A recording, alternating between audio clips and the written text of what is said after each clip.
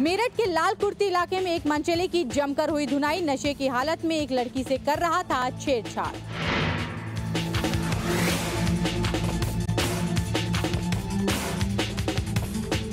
मनचले की जमकर धुनाई हो रही थी। जिसको मौका मिल रहा था वही थप्पड़े लगाया जा रहा था। बताया जा रहा है कि विक्की नाम का ये शख्स झाड़ियों में एक लड़की के साथ बदतमीजी कर रहा था। लड़की के शोर मचाने पर लोगों ने इसे पकड़ लिया और फिर इस शख्स की धुनाई शुरू हो गई।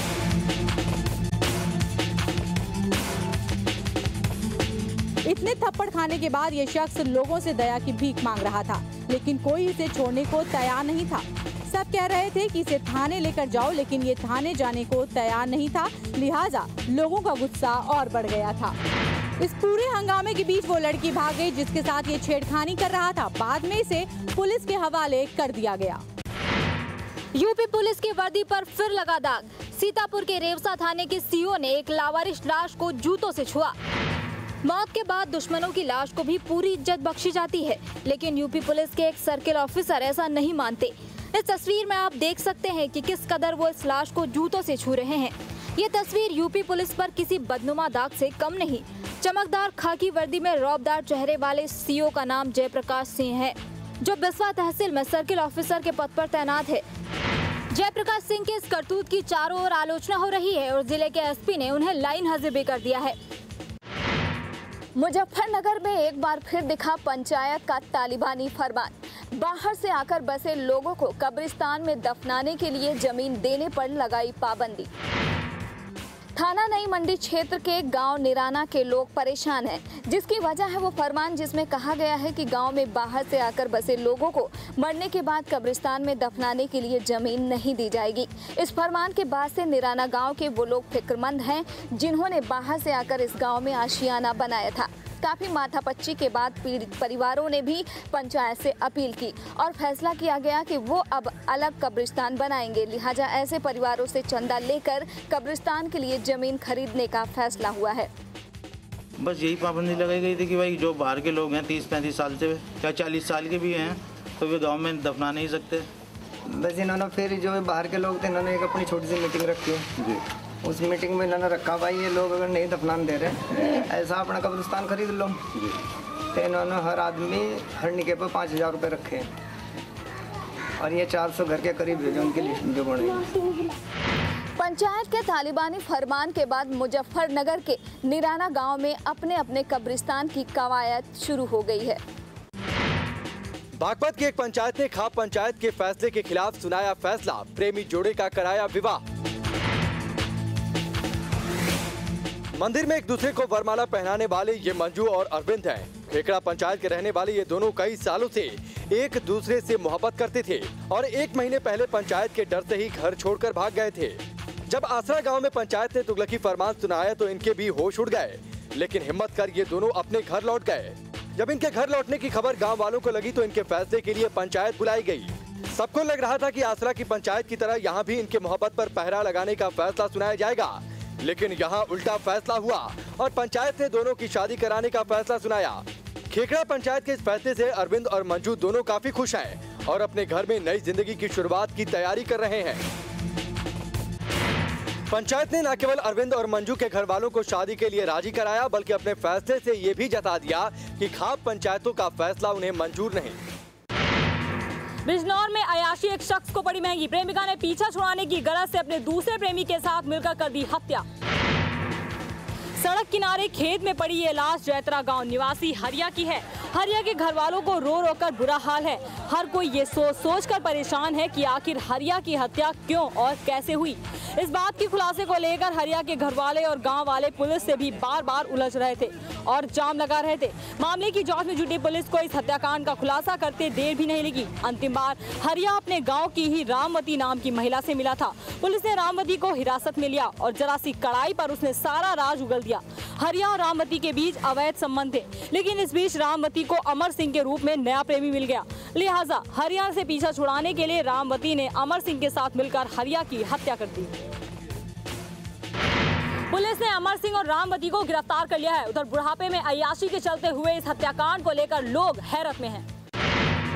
गाजियाबाद के एक मॉल में महिला सुरक्षा कर्मी के साथ हुई बलात्कार की कोशिश। किसी तरह महिला ने बचाई इज्जत। 100 नंबर पर फोन के बाद भी नहीं पहुंची पुलिस। नकाब से ढके इस चेहरे की पहचान हम आपको नहीं बता सकते, लेकिन इसके साथ हुई आप बीती आप तक जरूर पहुंचा सकते हैं। ये महिला राजनगर इलाके में बने शॉपिंग स्क्वायर मॉल में बतौर सुरक्षाकर्मी काम करती हैं। मंगलवार को मॉल के बाथरूम में इसके साथ बलात्कार की कोशिश की गई। आरोपी इसी मॉल में एक वकील के दफ्तर में काम करता है। बड़ी बहादुरी से इसने मुकाबला कर अपनी आबरू बचाई और मदद के लिए पुलिस को फोन किया, लेकिन वो हैरान रह गई। पुलिस वालों ने मौके पर जाने की बजाय पीड़ित को ही थाने आने की बात कहकर फोन काट दिया। महिला थाने पहुंची, तब जाकर पुलिस हरकत में आई और आरोपी को गिरफ्तार किया। मॉल की सुरक्षा व्यवस्था को लेकर पहले भी सवाल उठते रहे हैं, लेकिन इस मामले में तो पुलिस की भूमिका भी हैरान करने वाली है।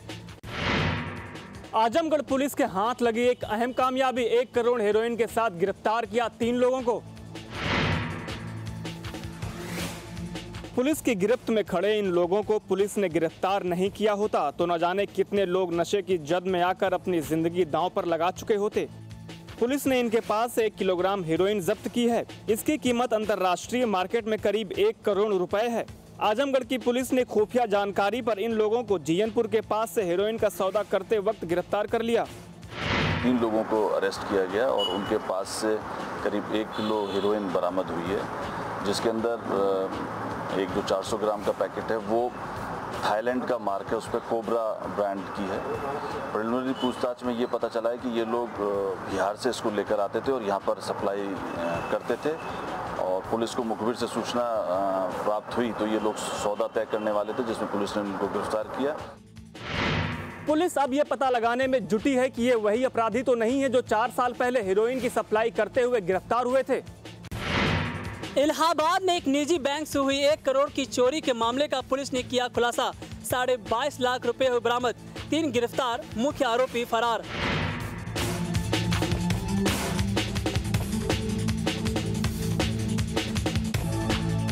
ये 1 करोड़ की उस रकम का छोटा सा हिस्सा है जो बीते दिनों शहर के एक निजी बैंक को गुमराह कर चुराई गई थी। पुलिस ने उसी मामले का खुलासा करते हुए 3 लोगों को गिरफ्तार किया है और 22.5 लाख रुपए बरामद किए हैं। हालांकि मामले का मुख्य आरोपी भूपेश अभी पुलिस की पकड़ से दूर है। भूपेश एक्सिस बैंक के ATM मशीनों में पैसे डालने का काम करता है। बीते कुछ दिनों में उसने बैंक को गुमराह कर लगभग 1 करोड़ रुपए की हेराफेरी की और एकाएक गायब हो गया। बैंक ने पुलिस को खबर की। जांच में जुटी पुलिस ने भूपेश के 3 साथियों को गिरफ्तार कर लिया है। पुलिस का मानना है कि बैंक के कुछ और कर्मचारी इस मामले में लिप्त हो सकते हैं। फिलहाल उसका दावा है कि वो जल्द ही इस पूरे मामले का पर्दाफाश कर देगी। सहारनपुर में अनोखे अंदाज में छात्रों ने उठाई यूनिवर्सिटी की मांग। अपने खून से लिखे पत्र के जरिए जुटाया समर्थन।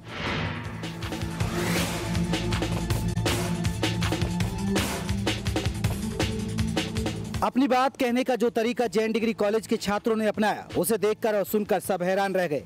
सिरिंज से खून निकालकर एक गिलास में जमा किया गया और फिर उसी खून से हस्ताक्षर अभियान चलाया गया। ये छात्र लंबे समय से सहारनपुर में यूनिवर्सिटी की मांग कर रहे हैं।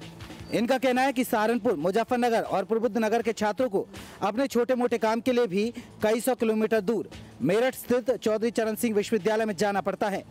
छात्रों का आरोप है कि बीएसपी ने सत्ता में आने से पहले उनसे सहारनपुर में यूनिवर्सिटी खोले जाने का भरोसा दिलाया था, लेकिन 5 साल में उसे कभी इस वादे का होश नहीं आया। छात्रों ने चेतावनी दी है कि अगर उनकी मांगों पर ध्यान नहीं दिया तो वो उग्र आंदोलन करेंगे और लोकसभा चुनाव में राजनीतिक दलों को सबक सिखाएंगे।